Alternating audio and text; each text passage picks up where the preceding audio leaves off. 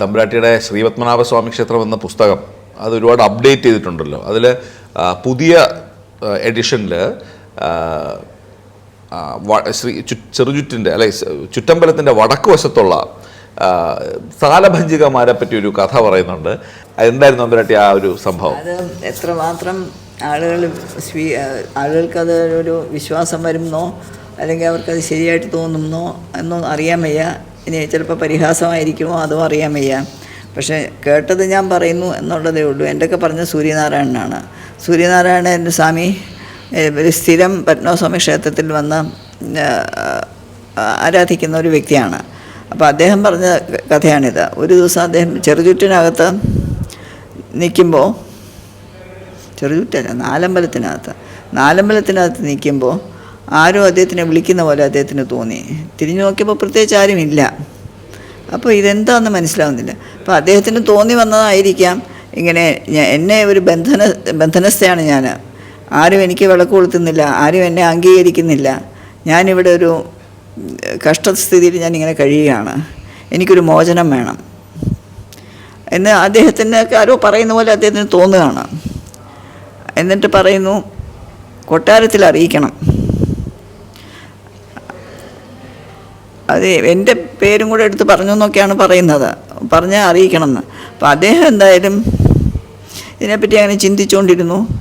അതേതാണെന്ന് വെച്ചാൽ വടക്കേ നടയിലേക്ക്, നാലമ്പലത്തിൽ നിന്ന് വടക്കേ നടയിൽ കൂടെ വെളിയിലേക്ക് പോകുമ്പോൾ ഈ അതിനു മുമ്പ് ആ ഇടനാഴിയുടെ അപ്പുറത്തിപ്പുറത്തും 2 ദീപലക്ഷ്മികളുണ്ട്. ഇപ്പോൾ രണ്ടും പ്രത്യക്ഷമായിട്ട് വൃത്തിയായിട്ട് കാണാം. അന്ന് അങ്ങോട്ട് പോകുമ്പോൾ വലത്ത് വശത്തുള്ള ദീപലക്ഷ്മി അതിൻ്റെ പകുതി ഭാഗം അവിടെ ഒരു കൊച്ചു മുറിയായിരുന്നു ആ മണ്ഡപം. അപ്പോൾ ഈ ദീപലക്ഷ്മിയുടെ പകുതി ഭാഗം, ഒരു കൈ, ഒരു മാറ്, ഒരു ഭാഗം കാലിൻ്റെ എല്ലാം ഈ മതിലിനകത്തായിപ്പോയി. പകുതി ഭാഗം മാത്രം. അപ്പം വിളക്ക് കൈ വെച്ചിരിക്കുക, കത്തിക്കാനൊക്കില്ല, പകുതി ഭാഗം അകത്ത് പോയിരിക്കുക. അപ്പോൾ അത് അങ്ങനെ ഒരു ബന്ധനത്തിൽ തന്നെയാണ്. മറ്റേ ദീപലക്ഷ്മിയാണെങ്കിൽ നല്ല ഭംഗിയായിട്ട് നിൽക്കുന്നുണ്ട്, വിളക്ക് കൊളുത്തുന്നുണ്ടോ ഒക്കെ ചെയ്യുന്നുണ്ട്. അപ്പോൾ ഈ ദീപലക്ഷ്മിക്കുള്ള ഒരു മനോവേദനയായിരിക്കാം അത് അറിയിക്കണമെന്ന്. എന്തായാലും സൂര്യനാരായണൻ എൻ്റെയൊക്കെ പറഞ്ഞു.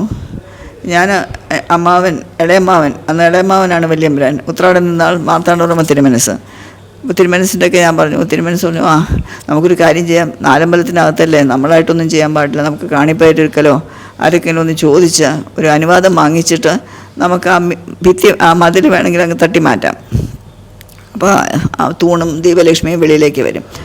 അങ്ങനെ പറഞ്ഞു. പക്ഷെ ഒന്ന് ശകലം ഒരു താമസം വന്നു. അപ്പോൾ 2 സംഭവങ്ങളാണ് ഇത് നടന്നത്. ഒന്ന്, പെട്ടെന്ന് സൂര്യനാരായണന് അസുഖമായി.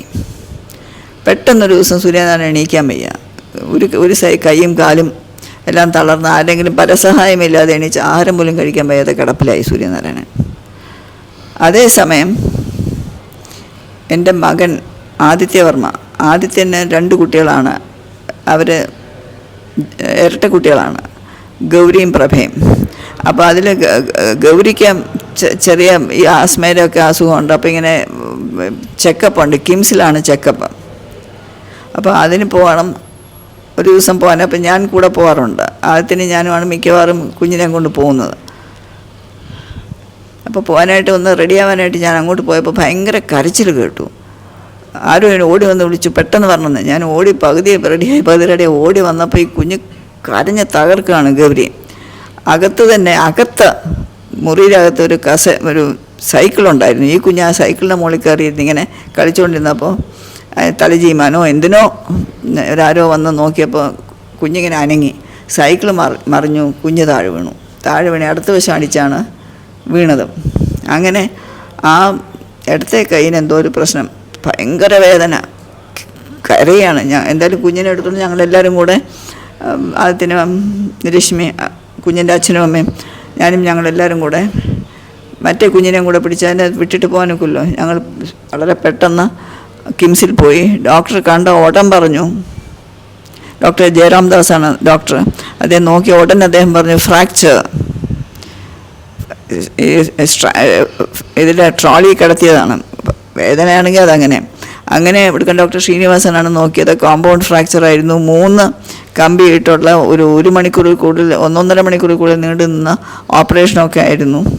ഏതായാലും അതും ഇടത്തുവശമാണ്. ദീപലക്ഷ്മിയും ഇടത്ത് വശമാണ്, കുഞ്ഞിന് വന്ന ഫ്രാക്ചറും ഇടത്ത് വശമാണ്. അമ്മാവൻ എന്തായാലും അപ്പം തന്നെ ഒന്നും കാത്തിരുന്നില്ല, ബന്ധപ്പെട്ടവരുമായിട്ട് അമ്മാവൻ ആലോചിച്ചു. അപ്പം തന്നെ ഈ മതിൽ രണ്ടും പൊളിച്ചു മാറ്റി. ഇന്ന് ആ ദീപലക്ഷ്മി വിമുക്തയാണ്, ഷീസ് ഫ്രീ. എന്നിട്ട് എല്ലാ കൊല്ലവും ആ ദിവസം, ഈ മാറ്റിയ ദിവസം എല്ലാ കൊല്ലവും അമ്പലത്തിൽ ഈ 2 ദീപലക്ഷ്മികൾക്കും വിളക്ക് കൊളുത്തി മാലയൊക്കെ ഇട്ട് വിളക്ക് കൊളുത്താറുണ്ട്. അതൊരു സംഭവം ഉണ്ട്.